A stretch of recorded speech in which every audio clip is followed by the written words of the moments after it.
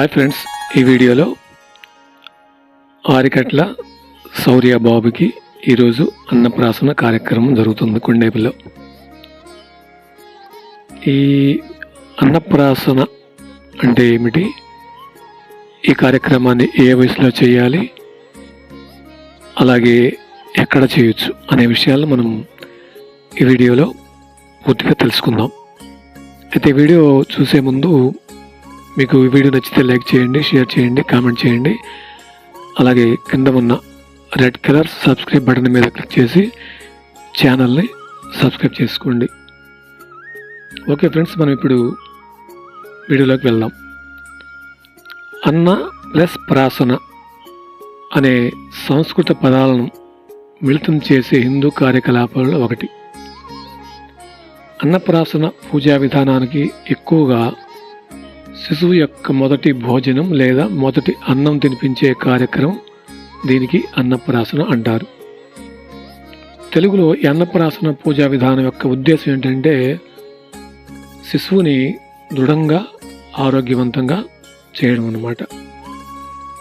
మగపిల్లల కోసమైతే 6వ, 8, 10, 12 నెలల్లో ఈ ఆచారాన్ని చేయడానికి సరైన వయస్సుగా నిర్ణయించారు. ఆడపిల్లలకైతే 5, 7, 9, 11 నెలల్లో సరైన సమయంగా తెలియజేశారు. దక్షిణ భారతదేశంలో తెలుగులో అన్నప్రాసన పూజా విధానం పాయసం లేదా పాలాన్నము ఈ పూజకు ప్రధాన అంశం. ఈ అన్నప్రాసన పూజ విధానం అనేది మన హిందువులందరికీ కూడా చాలా సాధారణమైన పూజ. ఈ ఆచారం వెనుక ఉన్న ప్రధాన ఉద్దేశం ఏంటంటే ఇప్పటి వరకు ఈ 6 నెలలు వచ్చిన వరకు కూడా ఆ శిశువుకి ద్రవ పదార్థాలు అంటే పాలు, తల్లిపాలు లాంటి ద్రవ పదార్థాలు మాత్రమే ఇస్తారన్నమాట. ఈరోజు ఈ యొక్క ద్రవ పదార్థాల నుండి ఘన పదార్థం స్థితిలోకి మార్చడం ఈ అన్నప్రాసన యొక్క ఉద్దేశం. మగబిడ్డకు సరి నెలలో చేస్తారనమాట. 6 నెల, 8, 10 అట్లా. ఆడపిల్లలకు బేసి నెలలో చేస్తారు. 5, 7, 9 అట్లా. పిల్లలు పుట్టిన తర్వాత ఈ విధానం అనేది అన్నప్రాసన పూజా విధానం అనేది తప్పనిసరిగా చేయాలి. అయితే ఈ ఆచారాన్ని మనం మందిరాల్లో చేసుకోవచ్చు, లేక మన ఇంట్లోనే చేసుకోవచ్చు. ఇంట్లో మనం సింపుల్గా చేయొచ్చు. కొంతమంది అధిక ధన వ్యయం కూడా పెట్టి బంధువులను ఎక్కువ పిలుచుకొని అన్నప్రాసన కార్యక్రమం చేస్తూ ఉంటారు. అయితే ఇక్కడ శౌర్య బాబుకి సింపుల్గా డెకరేషన్ చేసి ఈ కార్యక్రమాన్ని పక్కనటువంటి దగ్గర బంధువులను పిలుచుకొని ఇంట్లోనే ఈ కార్యక్రమం చేస్తున్నారన్నమాట. ఎందుకంటే అమ్మ నాన్న అమెరికాలో ఉన్నారు కాబట్టి ఈ అబ్బాయి ఇండియాలో ఉన్నాడు. తాతయ్య, నాయనమ్మ, వాళ్ళ అమ్మమ్మ అందరు ఇక్కడికి వచ్చి ఈ కార్యక్రమాన్ని చేస్తున్నారన్నమాట.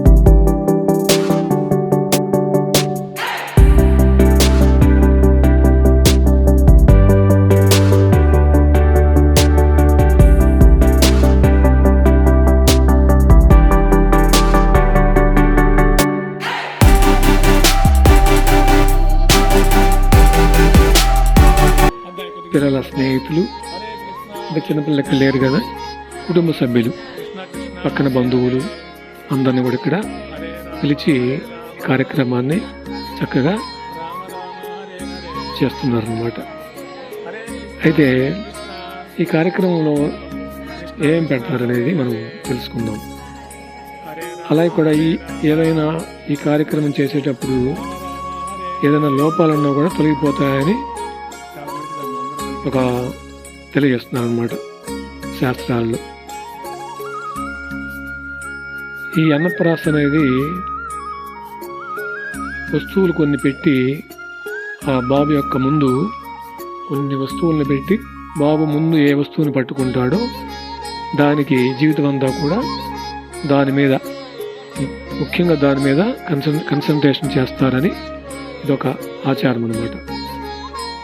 జనరల్గా ఏంటంటే ఏం పెడుతుంటారంటే మన యొక్క దక్షిణ భారతదేశంలో మనకి వస్తువులు పెడతారు ఎదురుగా, సింబాలిక్ వస్తువులు. ఎలా పెడతారంటే డెకరేషన్ చేసిన తర్వాత ఒక పుస్తకము, పెన్ను. ఎందుకు? చదువుకోవడం, నేర్చుకోవడం కోసం పుస్తకం, పెన్ను, రాయడం కోసం. సంపద కోసం ఆభరణాలు, బంగారం అంటే సంపద, దానికో ఆభరణాలు కొన్ని పెడతారు. ధనము, అలాగే జ్ఞానం కోసం ఒక పెన్ను కూడా పెడతారు. ఇంకా భక్తి కనుక అలవర్చుకుంటాడు అనే ఉద్దేశంతో ఇక్కడ మనం భగవద్గీతను కూడా పెట్టాం, భక్తి మార్గంలో ఉంటారని అవకాశం లేదు. ఇంకా శిశు యొక్క సౌభాగ్యం, ఆయుష్ కోసం కూడా హల్దీ మరియు కుంకుమ కూడా పెడతారనమాట. అలాగే ఆహారం మీద ఎక్కువ ప్రేమ చూపిస్తాడని చెప్పి కొన్ని ఆహార పదార్థాలు కూడా పెడతారు. ఇక్కడ మనము ధనము, ఫస్ట్ పాయసము, అలాగే ధనము, అలాగే మన శీల ప్రభుపాదుల వారు, హరే కృష్ణ ఇస్కాన్ సంస్థాపకాచార్యుల వారి, ప్రభుపాదుల వారి భగవద్గీత యథాతథం అనేది గ్రంథాన్ని పెట్టాము. ఆ పక్కన బంగారము, ఆ పక్కన చాకు, ఒక వెండి, ఇలా అన్ని రకాలు పెడతారు. ఎందుకంటే ఆ శిశువు ఈ బాబు ఏదైతే పట్టుకుంటాడో మొదట, అది భవిష్యత్తులో అతని యొక్క ఆసక్తిని బాగా ఉంటుందని సూచిస్తుంది అన్నమాట. ఈ విధంగా ఈ కార్యక్రమాల్ని చేస్తారు. అయితే మామూలుగా అయితే